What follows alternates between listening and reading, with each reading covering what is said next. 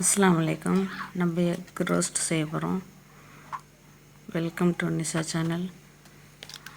நம்ம ஒரு ப்ரெட்டுக்கு உண்டான முட்டை எடுத்துக்குவோம். நான் 5 முட்டை எடுத்துக்கிட்டேன். 3 ஸ்பூனு ஒயிட் சுகர் போட்டுக்கிட்டேன். ஒரு சிட்டிகை உப்பு, சால்ட்டு உப்பு போட்டுக்கிட்டேன். 2 சிட்டிகை மிளகு பெப்பர் போட்டுக்கிட்டேன், பெப்பர் பொடி. அதோட நல்லா அடிச்சுக்கலாம். நல்லா பஞ்சு கேக்கு செய்கிற மாதிரி அடிச்சுக்கணும். அதில் கொஞ்சம் மில்க்கு, பால் ஊற்றிக்கலாம். பால் ஊற்றி நல்லா அடிச்சுக்கணும், ஜீனி கரையிற அளவுக்கு. இந்த கருப்பு கருப்பாக மிதக்கிறது பூச்சின்னு நினச்சிக்காதீங்க. மிளகு, பெப்பர்.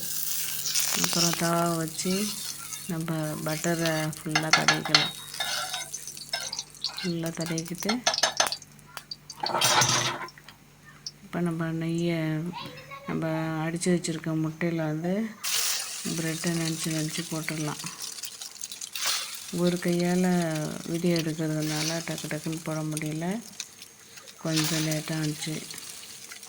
கொஞ்சம் அட்ஜஸ்ட் பண்ணிக்கோங்க.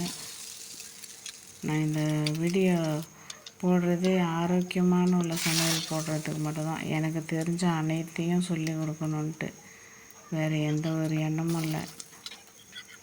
நம்ம அப்படி வரணும், இப்படி வரணும், பெரிய ஆளாகணும், அதெல்லாம் இல்லை. எனக்கு தெரிஞ்ச வைத்தியமோ சமையலோ எதுவோ எல்லாம் மக்களுக்கு, என் சேனலை பார்க்குற மக்களுக்கு தெரிஞ்சுக்கிட்டால் சரியாக ஓகே, என்னை சேர்ந்தவங்களுக்குன்னு போடுறேன், அவ்வளோதான்.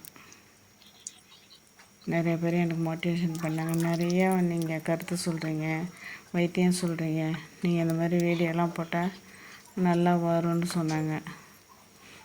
சரின்னு சொல்லிவிட்டு ஆரம்பிச்சிருக்கேன். ப்ரெட் ரெடி ஆகிடுச்சி. நான் பிளேட்டில் மாற்றி வச்சுருக்கேன். ஃபஸ்ட்டு போட்டதை இப்போ டெக்கரேஷன் பண்ணி வச்சுருக்கேன். ரொம்ப சிம்பிளுங்க, ஈஸியாக செஞ்சு கொடுக்கலாம். பசங்களுக்கு பிடிச்சது சாயங்காலம் ஸ்நாக்ஸ். இதை பசங்களுக்கு கொடுத்தாச்சு. சாப்பிடுங்க. ரொம்ப ஹாப்பியானாங்க, சாப்பிட்றாங்க, சூப்பர்னு சொல்கிறாங்க.